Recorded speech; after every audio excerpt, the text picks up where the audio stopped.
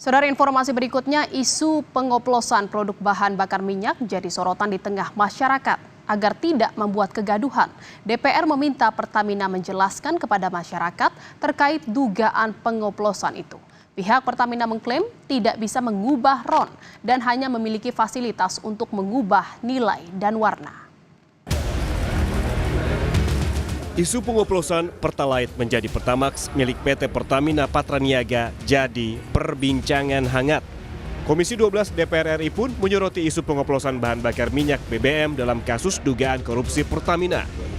DPR meminta Pertamina menjelaskan kepada masyarakat terkait dugaan pengoplosan tersebut. Wakil Ketua Komisi 12 DPR Bambang Haryadi menyatakan dalam rapat yang berlangsung dengan Pertamina membahas soal kasus korupsi minyak mentah. Anggota Komisi 12 DPR meminta klarifikasi dari Pertamina perihal dugaan pencampuran RON 90 dan 92. Jadi tahu isu yang beredar beberapa waktu terakhir terkait RON, kan kita tadi pastikan kepada semua pihak, tidak hanya kepada Pertamina, kan biar ada satu komparasi informasi yang seimbang. Tadi Pertamina dan pihak swasta semua menyatakan bahwa penambahan zat adiktif itu hanya sifatnya menambah value atau keunggulan terhadap jenis produk masing-masing penyalur BBM ini, kan badan usaha ini. Jadi tidak merubah RON. PTH Dirut Pertamina Patraniaga Mars Ega Legowo Putra menyatakan Patraniaga tidak bisa mengubah RON. Pertamina hanya memiliki fasilitas untuk mengubah warna dan penambahan zat aditif. Mas Ega juga menyatakan Pertamina tidak memiliki skema dalam mengubah RON. Diketahui bahwa BBM Pertamina merupakan produk jadi yang sesuai dengan RON masing-masing, yakni Pertalite memiliki RON 90 dan Pertamax memiliki RON 92. Teknis, Pertamina Patraniaga memberikan layanan kepada masyarakat untuk RON 90 dengan merek Pertalite dan RON 92 dengan merek Pertamax itu adalah sudah sesuai spek. Dan kita menjamin kepada masyarakat bahwa di SPBU yang kita jual adalah sesuai spek. Adapun tadi dijelaskan oleh pimpinan Komisi 12, penambahan aditif tersebut adalah sifatnya untuk menambah value dari performansi produk-produk tersebut. Tidak betul bahwa untuk Pertamax ini adalah produk oplosan, karena kita tidak melakukan hal tersebut. Sementara itu, Kapus Penkum Kejagung Hadi Siregar menyebutkan jika tindak pidana yang disidik oleh Kejagung soal tata kelola minyak mentah dan produk kilang itu terjadi di rentang waktu 2018 sampai 2023. Kejagung bilang kasus yang disidik tidak terkait dengan dugaan pengoplosan BBM saat ini. Bagaimana kelanjutan terhadap katakanlah produk kilang yang sudah diimport ini? Kan ini akan ditempatkan di tempat tertentu, depo misalnya, storage, ya. Nah, penyidik juga sekarang sedang melakukan pendalaman. Sesungguhnya sedang melakukan pendalaman, akan berkoordinasi juga dengan ahli, ya. Tetapi karena peristiwa ini kan peristiwanya sudah lewat. Ini peristiwanya 2018-2023. Jadi yang kami sampaikan ke publik, ke media adalah fakta hukumnya. Seolah-olah bahwa peristiwa itu terjadi juga sekarang. Fakta hukumnya ini di 2018-2023 dan ini sudah selesai.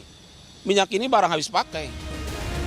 Sementara itu, menanggapi kasus dugaan korupsi di Pertamina, Menteri Energi dan Sumber Daya Mineral Bahlil Lahadalia akan mengevaluasi lebih lanjut terkait tata kelola hingga membenahi perizinan impor BBM.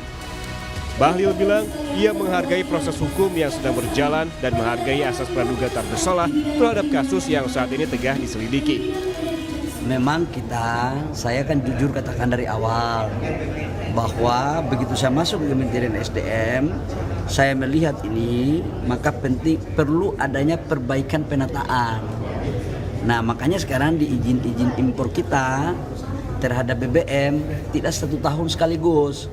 Kita bikin per 6 bulan supaya ada evaluasi per 3 bulan. Di ESDM itu sebelum kita audit kualitas, kita akan melakukan penataan terhadap sistem pengelolaan BBM dan LPG. Kenapa? Karena memang harus kita tata. Kalau tidak kita tata, ya begini terus. Selain itu, penyidik Kejaksaan Agung menetapkan 2 tersangka baru dalam kasus dugaan korupsi tata kelola minyak mentah dan produk kilang PT Pertamina. Jadi, hingga kini total ada 9 orang yang ditetapkan tersangka.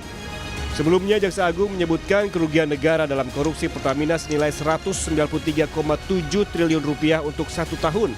Sementara korupsi tersebut telah berjalan selama 5 tahun. Tim Liputan, Kompas TV. Saudara PT Pertamina Patraniaga membantah tuduhan praktik oplos dari Pertalite jadi Pertamax dan mengklaim kualitas Pertamax sesuai dengan spesifikasi yang ditetapkan pemerintah. Meski demikian, banyak warga yang kecewa dan ragu untuk menggunakan BBM jenis Pertamax yang saat ini beredar. Saya juga pakai Pertamax sekarang.